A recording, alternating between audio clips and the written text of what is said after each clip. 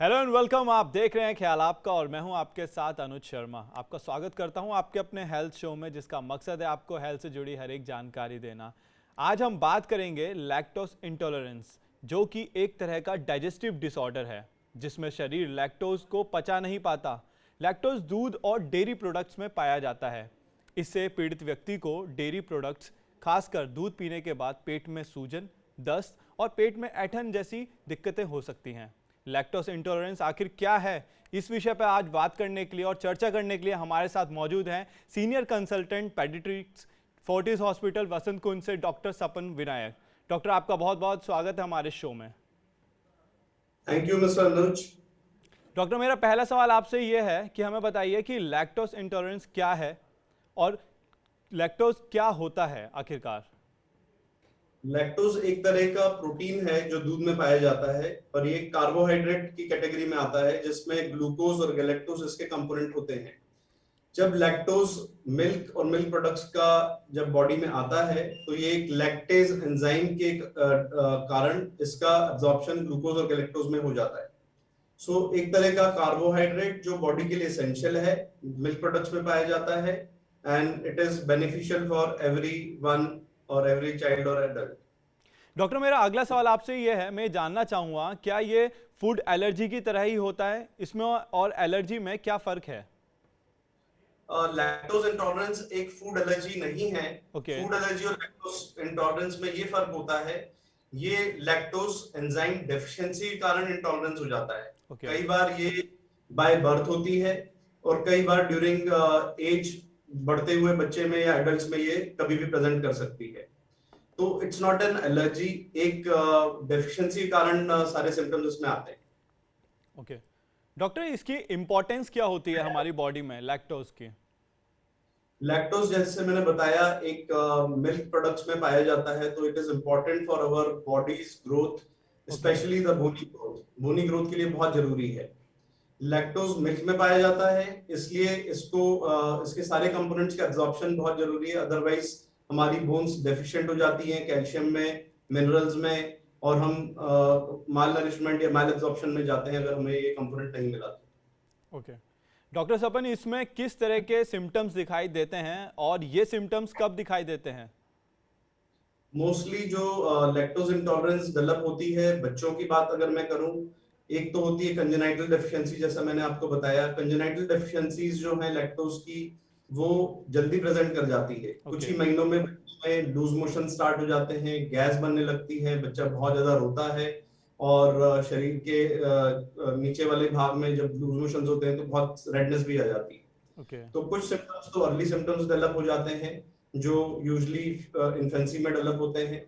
Secondly, जब किसी बच्चे को डायरिया होता है या कोई इन्फेक्शन होता है, उसमें भी लैक्टोज इंटॉलरेंस आ जाता है।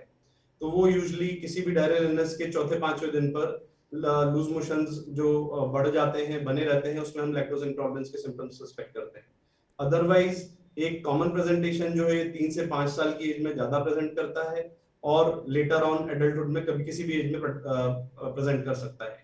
ओके। डॉक्टर, अभी आपने जैसे कि बताया किस एज में होता है और बच्चों को और अडल्ट्स में कब होता है, पर यह बीमारी होती क्यों है खास आखिरकार। आखिरकार लैक्टोज की डेफिशिएंसी से ये बीमारी होती है। ओके। लैक्टोज एक जैसे मैंने बताया, हमारी स्मॉल इंटेस्टाइन के ब्रश बॉर्डर सेल्स के ऊपर एक लैक्टेज एंजाइम होती है।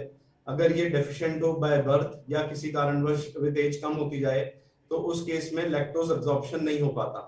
ओके। लैक्टोज जो है वो टूट नहीं पाता ग्लूकोज और गैलेक्टोज में, और उसका एब्जॉर्प्शन जब वो नहीं हो पाता तो सीधे के सीधे वैसा ही मिल्क बड़ी आंतों में चला जाता है। वहां ये बैक्टीरिया के फर्मेंटेशन से बहुत ज्यादा एसिडिक स्टूल या गैस या ब्लोटिंग सेंसेशन और डायरिया प्रोड्यूस कर देता है।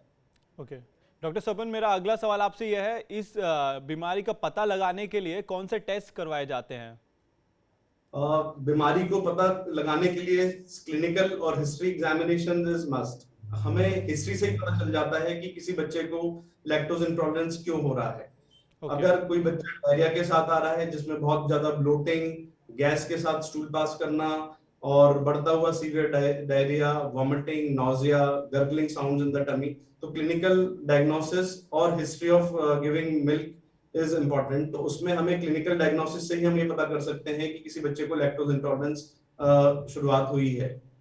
दूसरा, कुछ टेस्ट होते हैं वो बड़े फैंसी टेस्ट हैं पर बहुत कम होते हैं, जैसे हाइड्रोजन ब्रेथ टेस्ट से हम ये पता कर सकते हैं कि लैक्टोज इंटॉलरेंस हो रहा है, या स्टूल के टेस्ट से कर सकते हैं।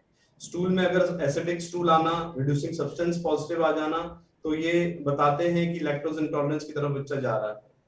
हाइड्रोजन ब्रेथ टेस्ट भी एक तरह का टेस्ट है जिसमें मिल्क चैलेंज दिया जाता है या लैक्टोज कंटेनिंग फ्लूइड दिया जाता है, और उसके हर आधे घंटे में ब्रेथ टेस्ट करते हैं और उसमें हाइड्रोजन का लेवल देखा जाता है। अगर वो बढ़ रहा हो बॉडी में जो हम ब्रेथ में, तो उस केस में उसे लैक्टोज इंटॉलरेंस लेवल कर दिया जाता है।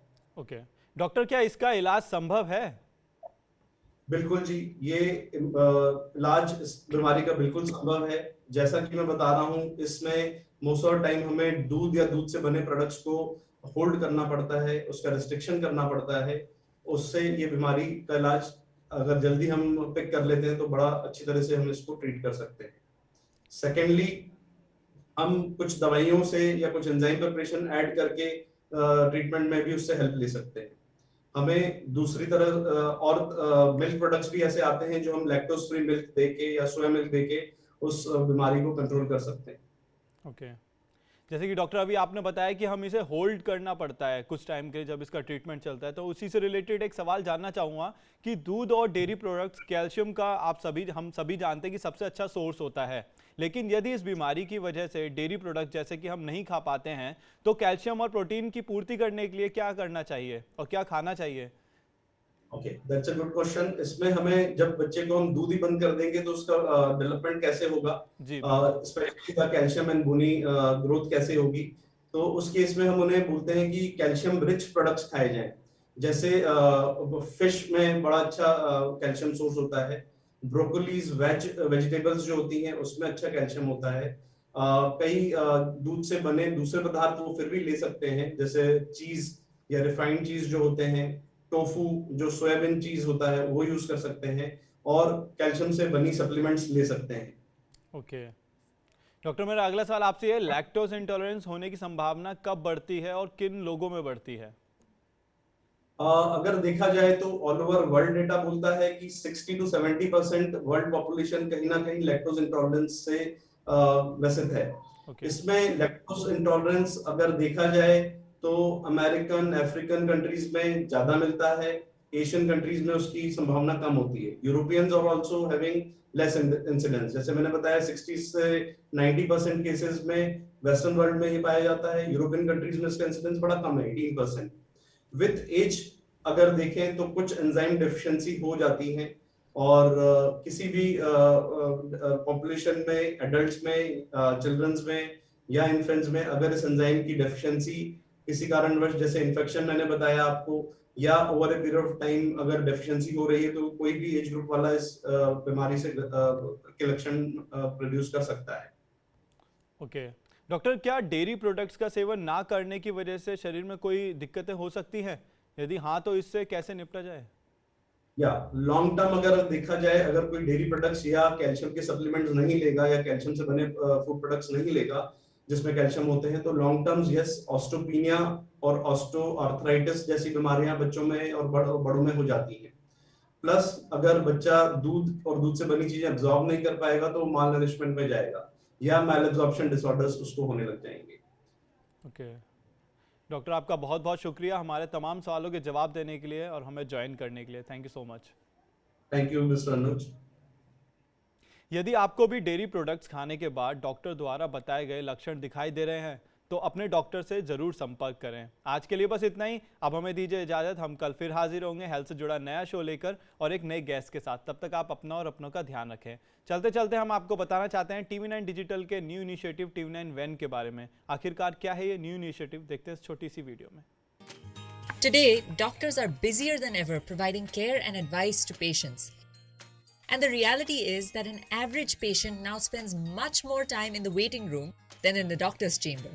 With such a captive audience, it's time to put their wait time to good use.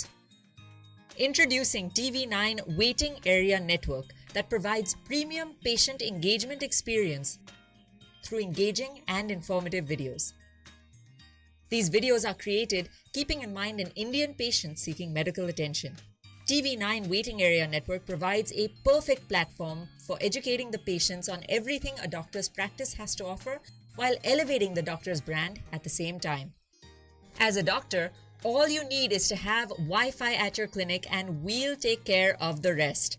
We provide you with a TV, a media player, your clinic profile, and a playlist customized as per your practice. Combine all this with the regular news updates from TV9 and you have an awesome branding and marketing tool for your clinic. Write to us at wan@tv9.com and we'll get in touch with you to set up our solution at your premises.